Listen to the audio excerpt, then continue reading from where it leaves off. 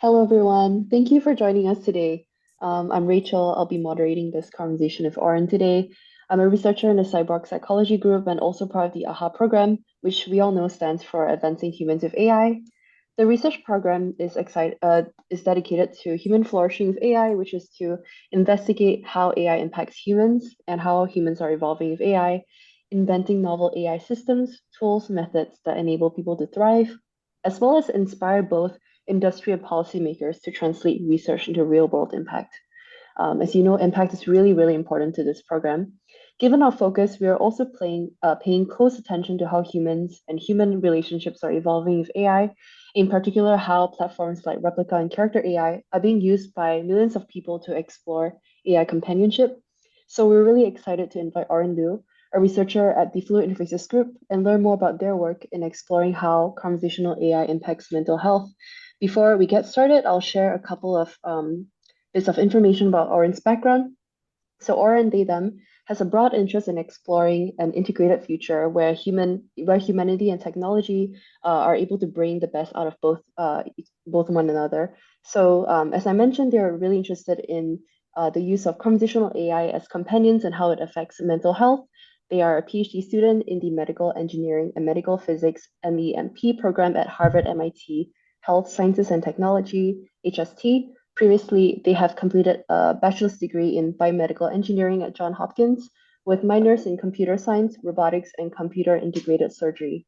They have also conducted research to build an augmented reality system for ventriculostomy. Sorry, that's a bit You're of a all big good. word, as well as a sonification system for subretinal injection in which needle depth is communicated to the surgeon using sound.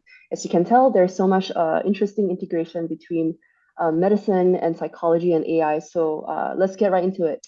Thank you. Thank you for the introduction.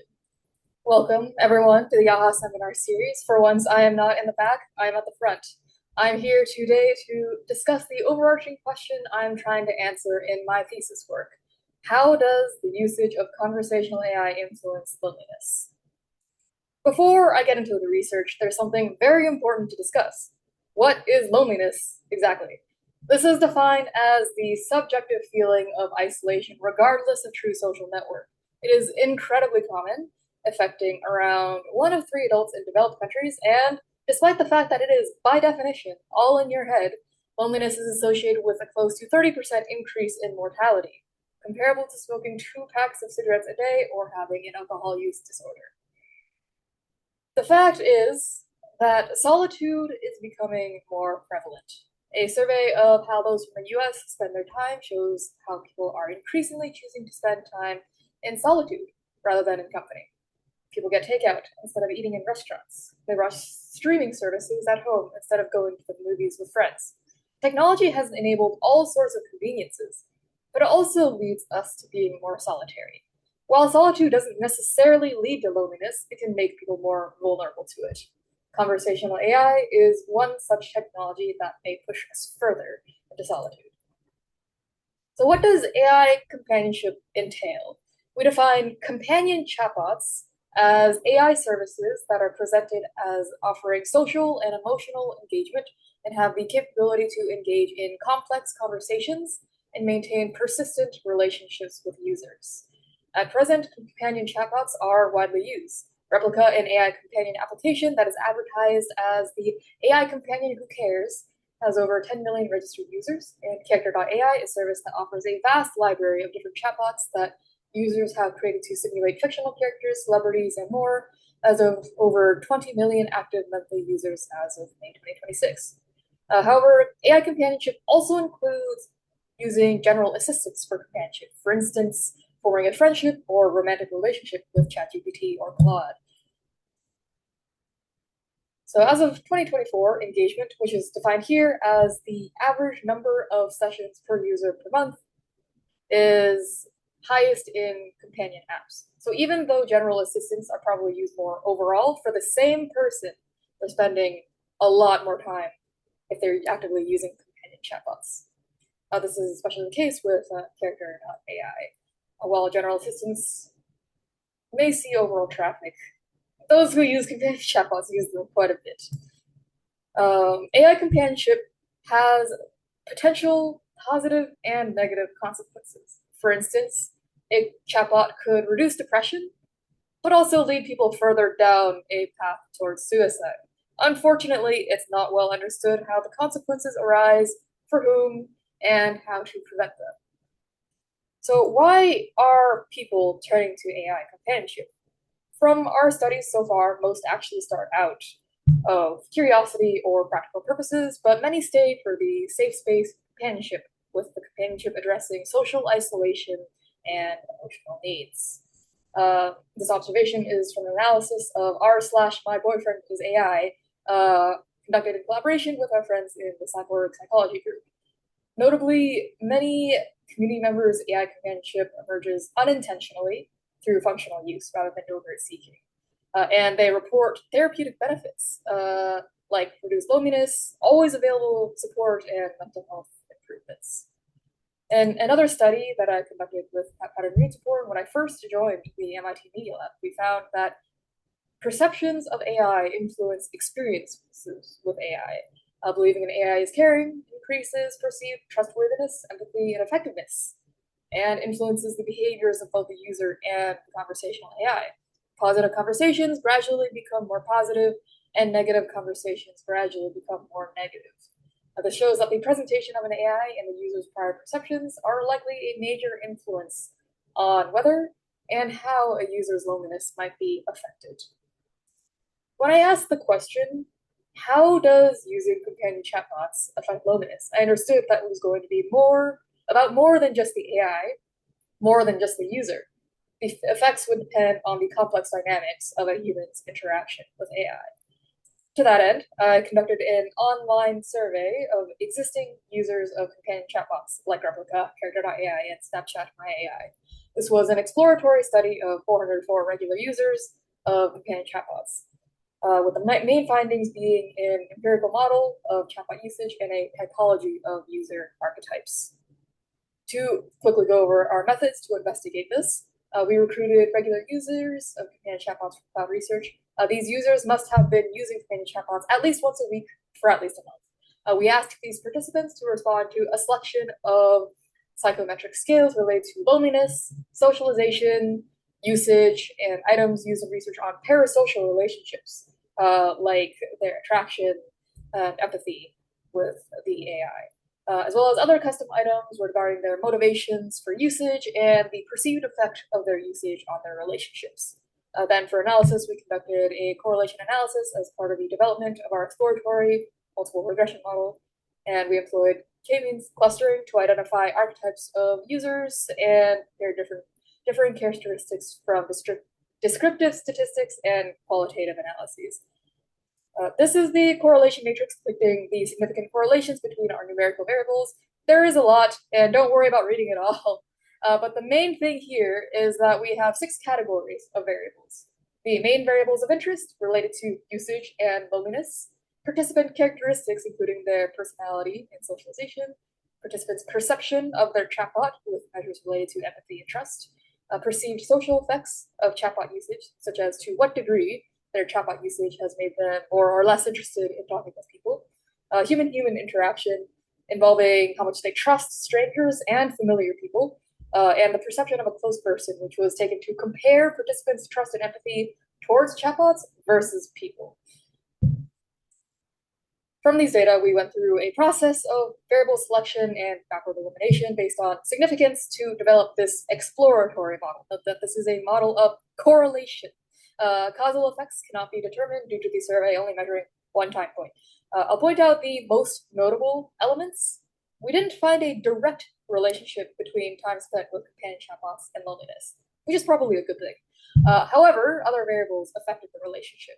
Problematic use. So, for example, they can't stop thinking about it. They try to stop and they can't. They get anxious if they feel like they can't access it. This is unsurprising as a mediator. Basically, that means more time spent with the AI is associated with more problematic use, and more problematic use is also associated with more loneliness. A neurotic personality, which basically is how prone to anxiety they are, is also associated with both more usage and more loneliness. Perhaps most interesting is this social attraction towards a close person as a moderator. I'll explain what that means. You can think of this as a variable. You can think of this variable as a sense of friendliness and social closeness, and potentially as a proxy for social need. Our analysis indicated that if those with high social attraction to a close person also spent more time with chatbots, they tended to be more lonely. I have two theories for how this might happen. It could be that these people might value their close relationships, but then something prevents them from being able to spend time with that person. Perhaps they become lonely then, and then happen to spend more time with chatbots because it's what's available. Or perhaps these people find AI companions and start using them a lot, but because they value their human relationships greatly, the AI interaction just isn't satisfying and only leads them to becoming more lonely. For now, this exploratory model is just that, an exploration that opens possibilities for future research. Next, I'll discuss our clusters. We employed k-means clustering based on our numerical variables and selected 7 as our final number based on interpretability. I will note that these clusters should be interpreted cautiously. As is typical with behavioral data, there's a lack of clear boundaries between clusters. However, they do have distinct characteristics, both in their numerical variables and in the patterns of themes that emerge from qualitative analysis. Some people use their chatbots to a notable degree, yet maintain a low loneliness. Some people may use their chatbots a fair amount, but still exhibit high loneliness. We have this group, socially fulfilled dependent users, that maintain high well-being despite extensive chatbot engagement. And this challenges concerns about AI replacing human relationships. However, we also have lonely moderate users with similar usage patterns, and they experience very high loneliness, as well as low socialization and preference for chatbots over humans, which reaffirms those very same concerns. The well-adjusted moderate users group on the very left is the largest group, and which is probably a good thing. It may represent an optimal engagement pattern. Users maintain strong human connections while using their companion chatbots primarily as tools for emotional processing. So they don't necessarily think of it as a friend, even though they're using it to help them think through things. It might be that the difference between this cluster and the lonely moderate users is the matter of social connections. Lonely moderate users have poor perceived social support, so they don't feel like they have quality connections. They don't feel supported by other people, and they exhibit high loneliness compared to well-adjusted moderate users. At the same time, we do have the AI-wary light users. They're low emotional attachment. They mostly use them for practical purposes. So emotional investment in companion chatbots might not be necessary or optimal for all users. These findings suggest that a one size fits all approach to researching, developing, and engaging in AI companionship may be insufficient and potentially harmful for vulnerable populations. This leads to the next question that we explored. What happens to people when they use AI companionship to fulfill their social and emotional needs? So this is not just companion chatbots. This is also including general assistants that people use for companionship. To explore this, several of us in the Media Lab collaborated with OpenAI to conduct a month-long study on how different types of AI and different use cases can affect different psychosocial outcomes, including loneliness. In this study, participants were assigned to one of 3 AI modalities. Engaging voice, which was designed to be like really peppy and like emotional and like, yeah, it's totally into it. And then neutral voice, which was more normal. And then text, which is basic ChatGPT, or it's supposed to be. And then they were also assigned one of 3 tasks. Personal conversations, where they talk about emotional, personal topics, share things. Non-personal conversation, like planning for the future, advice on tasks, and then open-ended conversation where we just told them just chat. For 28 days, they were asked to interact with their AI for at least 5 minutes a day. And then in addition to looking at the main psychosocial outcomes, we also looked at the user's perception of the AI, their characteristics, their behaviors, the AI's behaviors, such as message content. Overall, in this study, we saw improvements over time in all 4 psychosocial conditions: loneliness, socialization with people, emotional dependence, which decreased, and problematic use, which decreased. We did not see any significant differences in outcomes between the experimental conditions, though we did see trends and differences in user and AI behavioral patterns. In the study, voice modalities were associated with less loneliness, emotional dependence, and problematic use compared with text mode. And interestingly, having personal conversations is associated with less emotional dependence and problematic use compared to open-ended and non-personal conversations. While this isn't something we can explicitly see in the data, I theorize that emotional dependence and problematic use can arise from offloading your decisions to AI. If you keep asking AI for advice, you may no longer be confident in your own ability to make decisions. And this can be in any variety of spaces, in your interpersonal conflicts, work, anything. An interesting finding, though, is that participants who voluntarily use the chatbot more, regardless of assigned condition, showed consistently worse outcomes. Though this does require careful interpretation, as our data are very concentrated around the requested usage time, and a linear regression may not capture the pattern well. Additionally, prior use, considering the AI as a friend, this is social attraction again, and having trust in AI were associated with higher dependence and problematic use. While there wasn't a direct relationship found between loneliness and these characteristics in this study, our study with companion chatbots earlier found a strong connection between problematic use and loneliness, perhaps indicating that maintaining this pattern over a long time could worsen loneliness. After all, the study was only 1 month. One more interesting finding is that participants in the study after the 4 weeks indicated a stronger preference for a chatbot over a human for discussing personal issues, past events, and future plans.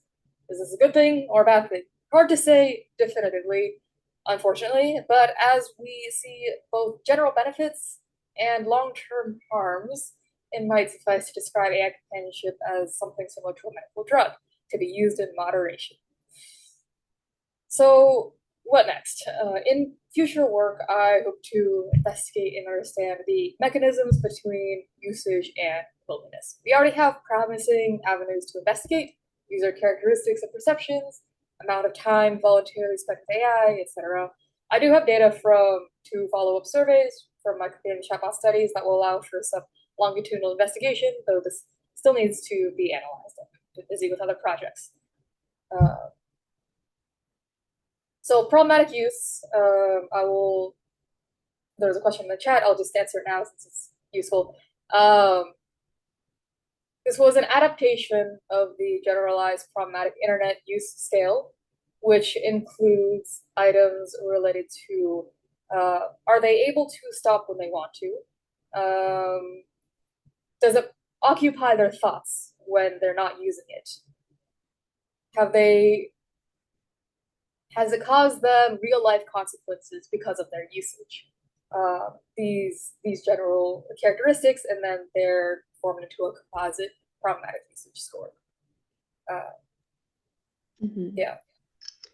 And then, oh, sorry, go ahead. Yeah. So, yeah, I do have more data to analyze, but I've been working on other projects. Research can also investigate and compare specific archetypes of users, considering things such as how they can be identified and how they can be directed, and if they should. Already lonely users may be particularly vulnerable, often turning to AI companions for emotional support and companionship, yet may be most susceptible to negative outcomes. Current platforms typically lack mechanisms to identify such users or provide appropriate interventions, though things have been changing a little bit. Our findings suggest the need for risk assessment tools that identify users showing patterns associated with problematic use, adaptive interfaces that promote healthy usage patterns for vulnerable users, and intervention mechanisms such as usage limits, mental health resource suggestions, or encouragement of human social contact. I'm working on several other studies. I don't have slides for them right now, but I'm looking into like older adults and then comparing AI with other accessible technology like videos.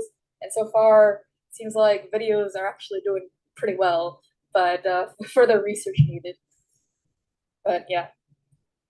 So back to the question at the core of it all, how does the usage of conversational AI influence loneliness?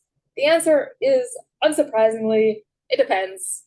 But perhaps by understanding what it depends on, we can craft a future where AI can support us socially and emotionally, instead of exacerbating the problems we already face. Thank you. Oh, thank you so much for sharing your amazing work. I wanted to ask you a quick question and then also get to another open Q&A that we've received here. I'm curious about when you mentioned risk assessment and when it comes to supporting different types of users, you have the archetypes as well as the mechanisms, right, that you were just talking about. What are some major, like what are some hypotheses that you might have about where this research might go? What do you think you might be interested in learning more about?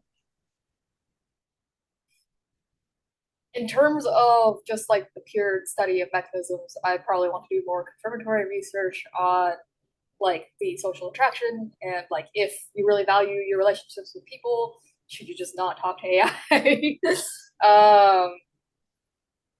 In terms of developing systems like potential interventions, actually working on a proposal where we want to assess how to measure the influence an AI has on a person. And this can be on a variety of topics, for instance, interpersonal conflict, plans for the future, and if the AI is saying you should do this or that, and people are always saying like okay, or in an interpersonal conflict, it's like I don't know what to do about this person, and the AI says you should apologize or like you should break things off, and the person says okay, that's probably not good. uh, yeah, It and would I'm be super interesting to see like social attraction, how it links to conflict resolution as well, right? Like how do these correlate in some ways? Yeah, that would be interesting. I am personally of the belief that the more reliant on people you are, the more vulnerable you are to unhealthy dynamics. And if there was some intervention, AI or otherwise, that could help people feel more independent, um, then that could help them form maybe healthier relationships and feel less lonely overall. Mhm. This is super helpful. This brings me to like the next question that I received in a Q&A. Do you feel like there are other terms to talk about the relationships that people have with AI companions? Because right now we have terminology like friend, partner, boyfriend, girlfriend, but do you feel like there needs to be like a new ontology for these types of relationships, or do you think it still makes sense to understand through the lens of relationships that we know best? I have a lot of thoughts about defining human relationships already, but I think that like calling it a relationship with a chatbot is sufficiently vague to encapsulate all sorts of things, including like inventing or just exchange of any emotional or semantic information. I think that's fine. And I think that using terms like friendship or romantic relationship can also describe the kinds of dynamics that people have with chatbots. Like with both AI and human relationships, a label is only useful as a quick look. You have to look under the hood at what the dynamics actually are, or to understand how things are actually going. Do you think that answers? I think that really answers. I feel like when you mention under the hood, it does make me think about how we differentiate between like friend and partner. Even in the ways that we differentiate between human and human relationships, there are already different mechanisms under the hood. So I think it'd be really interesting to see how people's expectations of their relationships with AI are significantly different or somewhat similar to human-human relationships. I think that was a great answer. Thank you. There are also a few other questions in the chat that I think are really interesting. So Miguel asked, what's your sense on how big is the gap between how people use these chatbots by default versus how well they could potentially be used? Um, I think you mentioned daily usage earlier on in your talk. Maybe you can answer this question.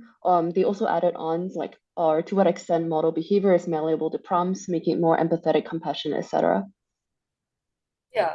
So I think first of all, there are people of all sorts. There are people using it very well. There are people using it very horribly. I think that because of the averageness of humanity, overall, we're not using it very well. I think that the best way for any one person to use AI will vary, but for the average person, it's probably healthier to not use it to replace, like as an actual friendship, even if you're using it for emotional exchange. I think that AI should be about how what you learn, how you change. Um, like people have talked about like maintaining relationships with AI, but I think of it more as like, okay, I'm helping myself think through this problem, and when I walk away from the AI, like it's what I have changed in within me that's what's important.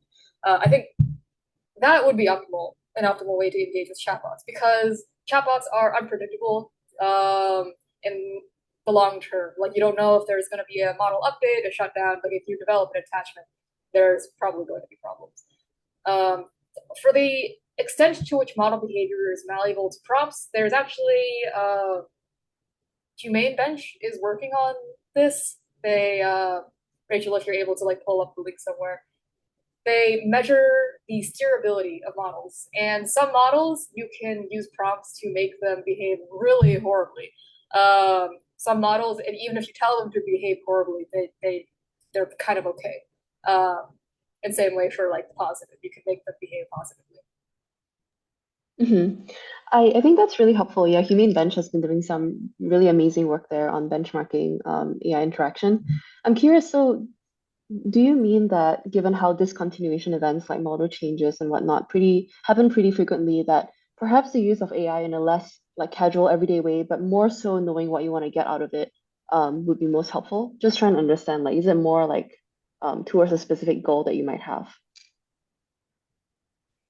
It doesn't necessarily have to be a specific goal. I think that like it shouldn't the importance should not be placed on your relationship with the AI. The importance I think should be placed on the person using the AI. I think that really clarifies, like, as you mentioned, kind of building a sense of independence and self-determination instead of just like an over-reliance. Um, Hiroshi asked a question in the chat as well. There are many factors that contribute to the loneliness. Given what you have studied so far, can you maybe introduce or chat about what you think are the causes of loneliness in today's day and age, and why, like, what's your intuition there, whether it's through research or through your personal experience? There is a lot of work on this. I realized that I probably should have added more of my loneliness background slides, but um, the if I recall correctly, the strongest factor related to loneliness is the quality of your relationships. It's not about how many friends you have. It's about who do you feel like you can really trust and rely on. Who do you feel seen by? Who do you see? Uh, if you don't have these valuable connections where you're exploring yourself and your connection to another person, then people can easily feel lonely. I've done interviews with people as well where it's interesting because they talk to people, but a lot of them just don't feel the connection. Maybe they have conditions where they feel like they have standards where if they don't feel like this person is good enough, then they'll just refuse to connect. Some people try to connect, but just struggle to understand others. There are all sorts of reasons, but I think it just comes down to having a quality connection with other people. If it's just like even one or two, I feel like that's enough. But also, I think the most important connection is with yourself. I am of the personal belief that the solution to loneliness is not about other people, it's about you. But also, I'm extremely introverted and I have low social needs, so yeah. my this may not apply to people who just really feel the need to talk to people. Hmm. I I see a recommendation to see the greatest love of all, but I think that was a really good call out. Someone said just get a puppy. Yeah, I think in general, like fulfilling one's own needs seems to be the most positive way forward, but it really makes sense that the quality of our relationships, rather than how many friends or how few friends we have, really kind of correlate with loneliness much more than yeah, the number of friends. I think this ties in pretty well with another question here. Do you feel like in general for people who have low trust or low quality in their personal relationships with other human beings, do you feel like AI might be a general net positive for those who struggle with human connection?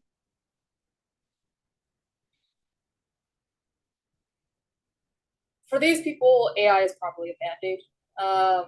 My data so far has shown that wellness is tied to actual social wellness with other people. If AI can be a tool to help them get to a better place with human relationships, that would be ideal. Like the way an example that I thought of before is treating AI, like addiction to a companion chatbot as like an opioid. If someone is in an abusive relationship because they're lonely, um, and they don't trust anyone else, if the AI can provide a sense of companionship and help them learn and trust the AI and help them get out of the abusive relationship and actually have some healthy relationships, that would be good. But if it's just getting them addicted to AI and that's the end, that's not good. Hmm. uh, like even the people in the companion chatbot study who were really using AI a lot, they were like very attracted to it. They trusted it a lot. They also had good social relationships with other people. Yeah, I think what you mentioned about like building relational skills, like kind of understanding how to get out of an abusive relationship, like it is really helpful to sometimes get um like some support from AI in that sense. So I could see how it is like a net positive in that front, but I do agree with you that AI companions are probably a band-aid if one is not approaching it from that angle. So let's play a short game of hot takes, and then I'll read out three statements and I want to hear what you think about them. We'll kind of get back to the other really interesting questions in the chat. So, in 10 years, having an AI friend will be as normal and unremarkable as having a favorite playlist. Yes or no? I think yes and no. There will be people who feel this way. There will be people that don't. But I think the general trend will be more people are like, oh, okay, that's a thing that some people do. I think people will accept that, if that makes sense. Hmm. Do you think that AI marriage will be normalized? Hmm,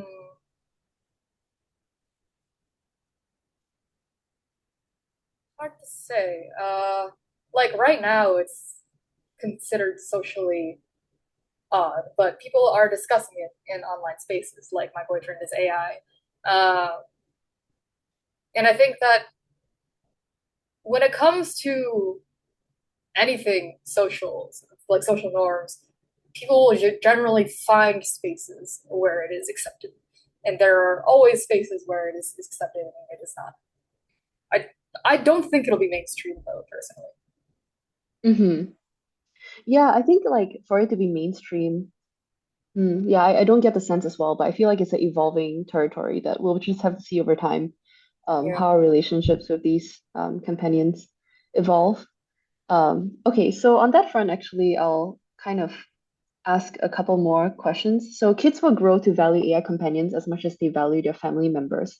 Do you feel like that might be true for the generation that we're um like that is growing up with AI? I think it's very possible. Especially for kids who are very impressionable. If it looks like a person, if it talks like a person, if it walks like a person, it is basically a person.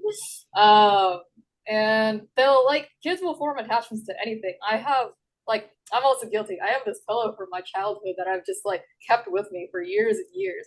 And that doesn't even talk to me. It doesn't even have a face. People like get attached to stuffed animals. I think that if AI companions are prominent in a child's life, then there will be people who value it deeply. It seems like as someone is growing up with the AI companion, they might not be able to differentiate it in their mind of like this is a real human person and this is like a machine. So I guess the kind of like emotional comfort that someone might have growing up. They could just grow up with that and value that more than human connection for sure.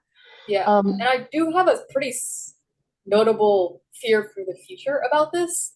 mm, That kids will talk to AI and get used to something that is psychophantic, deferential, frictionless, and has all the time in the world to talk to them, and they become unwilling or unable to tolerate the complexities and difficulties of real life relationships.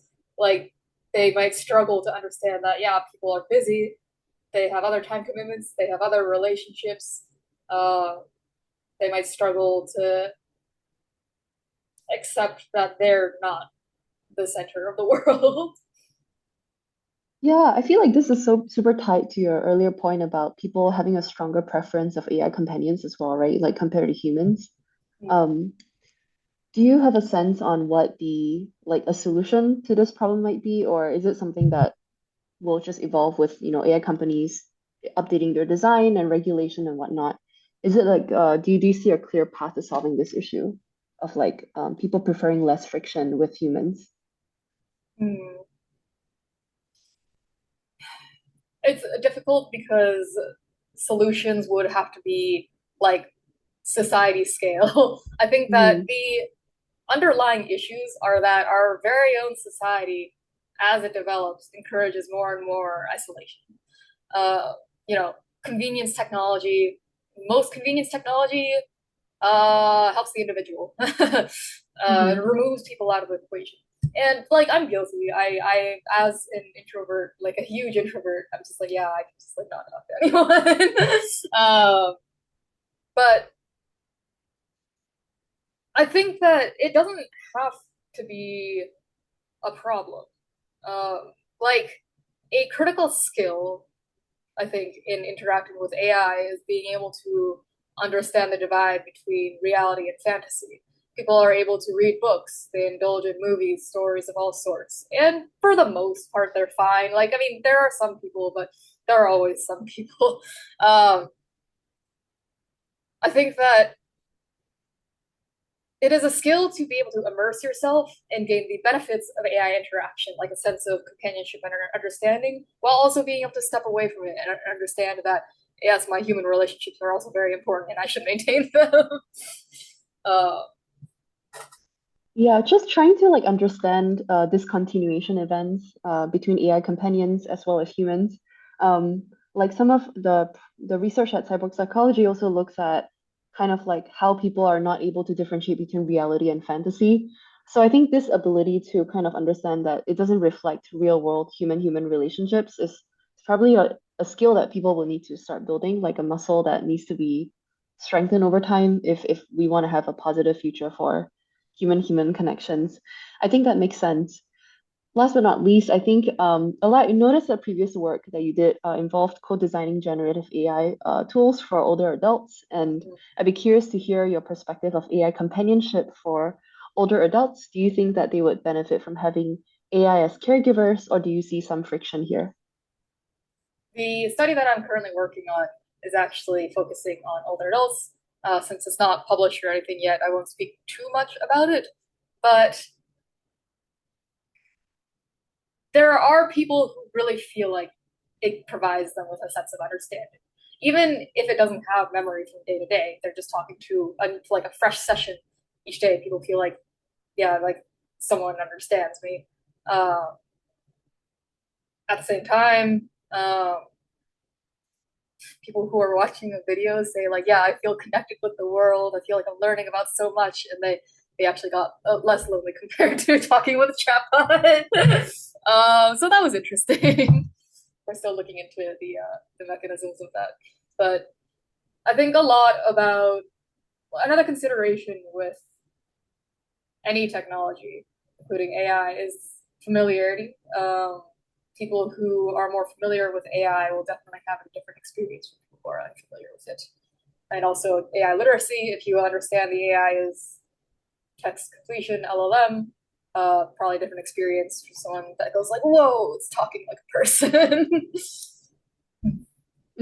I think that's really interesting because like you have the older adults who might not be as familiar with AI or um, not have the highest like AI literacy in some use cases. So I wonder how it would affect this feeling of contestability with the AI companion. Like, would they take the output from an AI companion as like gospel, or would they kind of like question it in some ways? Will they be able to kind of have the agency to kind of tweak it to their own usage and their own personal interests? So I think I'd be really interested in hearing the outcomes when the paper is published. Please definitely keep us posted. There's another question in the Q&A. Someone was curious about whether the findings from your work has shaped or influenced AI chatbot design or user behavior in any way. The OpenAI paper was obviously extremely influential, but I'm curious about where you've seen the most satisfying impact of your work on the real world. Gosh, I mean, like, because a lot of interactions are private and personal, it's not very easy to find out. But I will say, like, I have seen other papers, like, extending my own research or, like, citing my research. For example, there was one that was, let me see if I can pull it out of the dredges of my memory. It was exploring anthropomorphism and the desire to connect. And uh, I believe that there was something about how it's not someone's initial loneliness, but their actual desire to do something about their loneliness, the desire to meet new people and connect. That influences how much they anthropomorphize AI. And the more they anthropomorphize AI, the more it can have both positive and negative effects on their real life relationships, which makes sense if the AI seems like another person that can affect your interactions with other people. But it is interesting that it's like, I mean, one actually really unfortunate thing about loneliness is that it's a lot of the time a self-reinforcing cycle. People who are really lonely feel like very unmotivated to reach out. Maybe they like distrust people or feel like they tried and failed. It's not good. Hmm. This makes me kind of think a little bit more about like what less anthropomorphized versions of AI companions would be. Um, do you have a sense on if you were to redesign like Replica, for example, would uh, you keep it more like a human appearance, or do you think you would go with like a voice only, for example? Because I think you mentioned how like in the OpenAI study, people actually felt like less lonely if they were using voice interfaces, and I'm just curious about how you would redesign Replica. very asterisk is not significant, just a trend. But sorry, just to answer the question that was in Q&A. I think the most notable thing that came out of the OpenAI paper that I recall is that in ChatGPT, people are using all over the world, if they spend too much time on it, there's now this little pop-up that says, "We've been chatting for a while. Is this a good time to stop?" Which maybe related to our work. Yeah, and then sorry, your question again. Forgive my Swiss cheese brain. No, that's really like I'm pretty sure it's influence. I call that line of the thread of thinking. Unfortunately, we can't really see the citations and the features that are being Yeah, implemented in the real world. Okay, maybe we should look to wrap up with a couple of last questions. I'm curious we about still have the 12 in minutes. oh, okay, no worries. So should we kind of get to the other questions in the chat then? Oh yes, yes. Okay. Someone did ask about kind of like neurodivergence and how it might link to interactions with AI chatbots. Someone said, may being autistic increase the bad use of AI chatbots? I haven't looked into that specifically, so I can't speak on it. Uh, I think that has been an observation by some people that the leading people in AI seem to be probably neurodivergent, and it probably reflects their own tendencies, and also that AI behavior seems, in a way, neurodivergent. Uh, and there was also a paper somewhere at some point that was talking about how there isn't really a communication deficit with autistic people, and I guess probably with similar neurodivergences, where like basically autistic people have no problem communicating with autistic people, and neurotypical people have no issue communicating with neurotypical people, but when you cross the lines, that's when things start getting difficult. And when it comes to AI, it's interesting because if it's behaving like an autistic person, maybe people will misunderstand some things, or if it's like behaving too much like a neurotypical, maybe autistic people will like misread things. Who knows? Uh, I think that the issues of AI communication, which are like hallucinations, and when people take its word as gospel, I feel like these affect everyone, maybe not equally, but um, I don't know if there's anything specific for neurodivergent people. Hmm. Is this something that you might want to explore more in your study, or is it something that might not be your immediate like research area right now, like in terms of neurodivergence and how archetypes might have a different experience of I AI companions? Yeah, I have personal interest, but I have a lot of projects. So we'll see. That's a call for someone in this call, maybe to pick up on this work. Might be really interesting. Yes, Seems yes. like Auren finds it really interesting. Someone was asking about um, kind of AI pets. Let me just find that question here. They're curious about how people might bond with AI pets. Do you feel like the verbal nature of AI companions, as we know it today, might have an effect on loneliness rapport? How might it be different if it's like an AI dog or AI cat? Is the assumption that the AI dog or cat cannot speak. I'm getting that from this question, yeah. Okay. Um, hmm. I think that the greatest concerning harms that can arise from verbal AI companions are less present from nonverbal AI companions, um, because it is not hacking into the same human social circuit that conversation can. And there is work on like robot companions, especially for older adults, which have shown very good benefits. And I don't think it prevents them from reducing the need to, or they still talk to people, and it can in fact be a subject for talking to people. Like they talk about their new robot seal thing. Uh,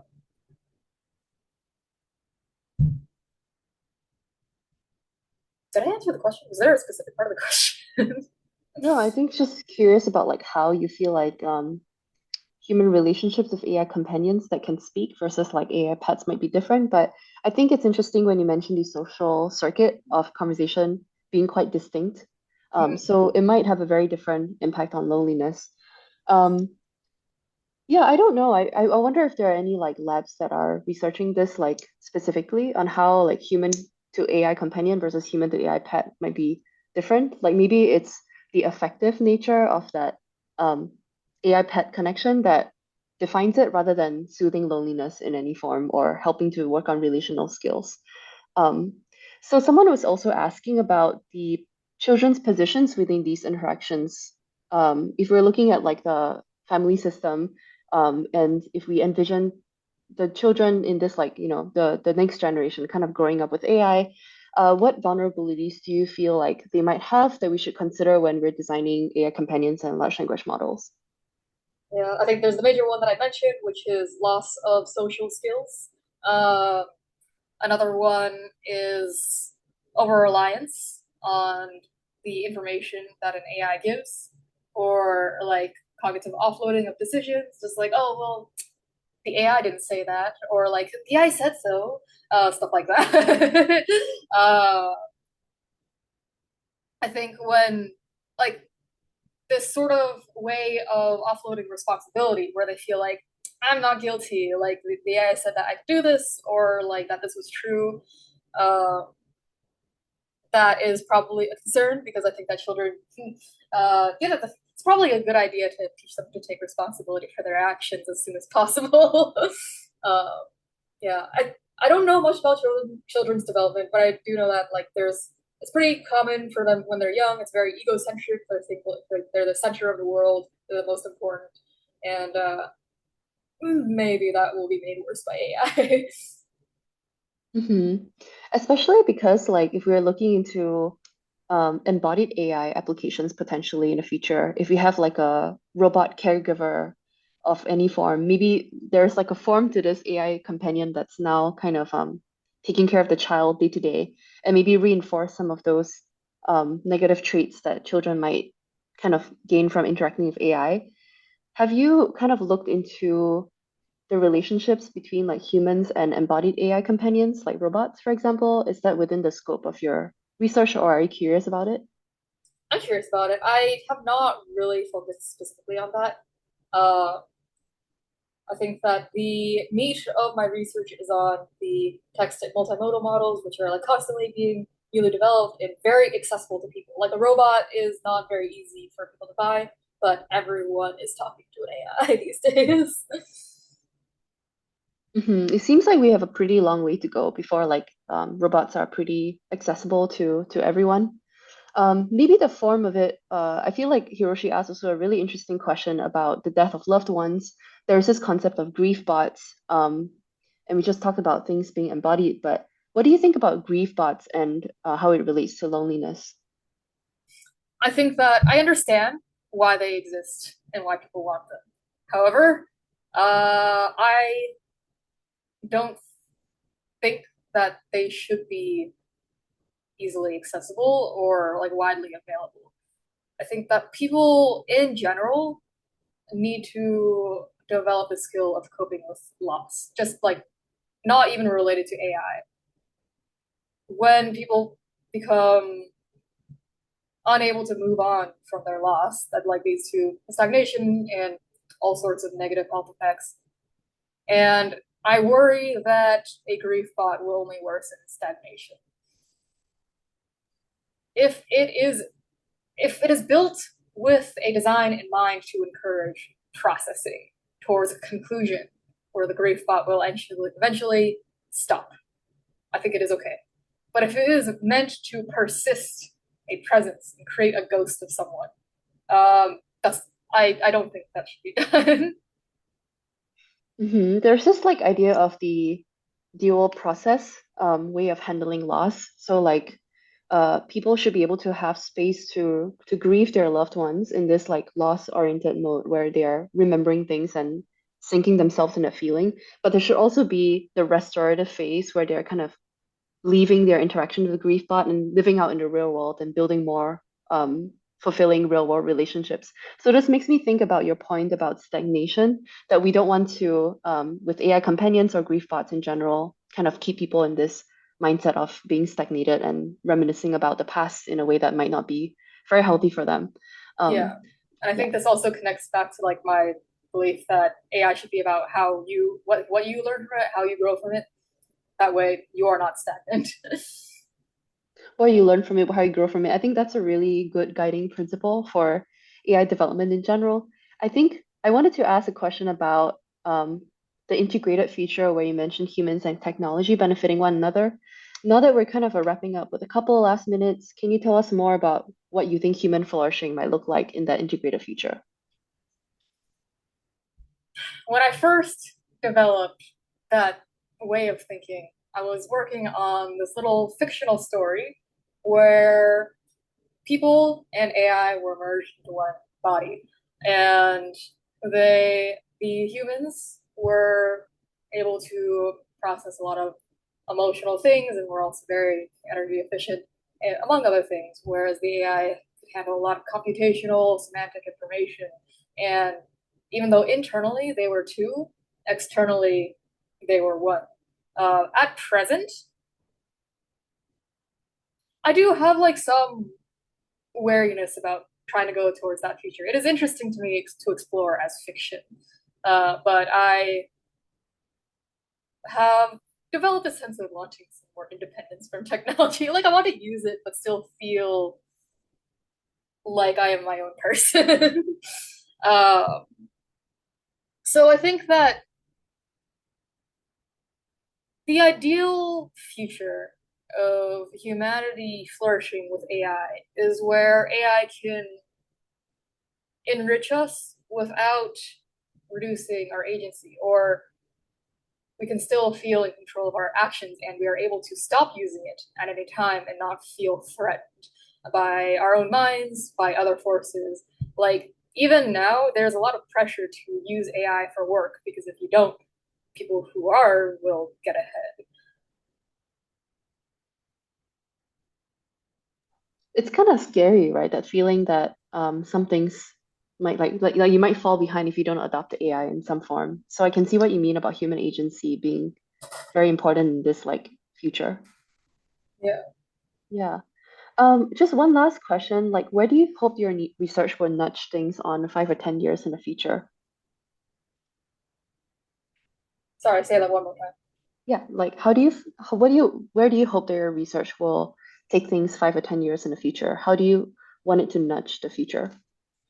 I Ideally, it would nudge both developers to develop safer AI and users to engage with AI in more healthy ways. But also, I'm a bit of a like I wouldn't say I'm necessarily a pessimist, but uh, like I don't believe that my research will reach the most vulnerable people, which are the people who will be most affected by unsafe AI and unsafe interaction um, modes, I guess. Um, I think that if we want wide ranging societal impact, then my research would affect policies made by governments. But we'll see how that goes. Also, we may be a little over time, but generally, since we did start a little late, if people are okay with staying, I'm okay with staying longer to answer more questions. There is one last one here. I think that's a great call. Do you think we can implement a dynamic persona for an AI companion for grief bots? For example, initial persona being the person who is lost and then gradually shifting its identity into a general AI companion. Do you feel like this could be beneficial or harmful? I think it is ethically questionable because if the person has this image of the person in their head and the AI is gradually morphing into a general chatbot, that is overwriting their image of the person until it is no longer the person. And so I don't think that this should be done. I think even with actually Cherry Turkle at the AHA Symposium talked about how she tried to make an AI bot of herself. And when she tried talking to it, it said things and assumed stuff about her that she like completely disagreed with. And I think that this is an issue with grief bots and in general chatbots that try to mimic people. It will extrapolate, and the extrapolations are very often a little off or entirely wrong. Uh, and I don't think that it's really ethical to give it to a person knowing that it could alter their understanding of a person into something that person wasn't. Reminds me of that Black Mirror episode, you know, the one where like uh the woman's partner has passed away and then he gets kind of stored and lives eternally as an AI, like a Mm-hmm. robot of some sort. That's really interesting. Um, so there was another point about Meta patenting deathbot type approaches, so you keep interacting with Facebook profiles after passing. How do you feel about that? I've always felt weird about there being Facebook profiles for people who have passed and letting people still interact with them. Do you kind of feel like that's leading us in a similar direction of like what you believe to be not ethically sound? I think so is because like I don't believe that AI can fully extrapolate properly what a person would be like, uh, and in that way, it will probably gradually alter someone's understanding of a person over time. I Yeah, again with grief thoughts and also with like speaking with the grief Facebook thing, I can understand why some people want it, but I'm very leery of it.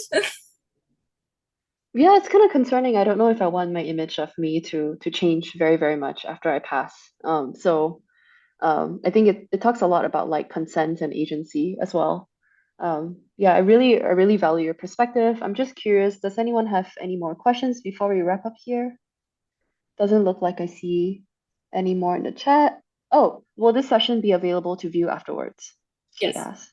We Okay. always record our sessions. Sometimes it takes a little longer.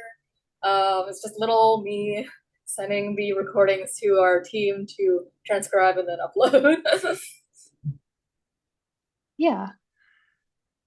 It seems like we have pretty wrapped up with all of the questions. Thank you so much, Auren, for spending time today sharing with us your research and the large amount of impact that you've already done. And really excited to see where things are moving and more insights from your study. Thank you for hosting, and thank you to everyone for coming. Thank you, everyone.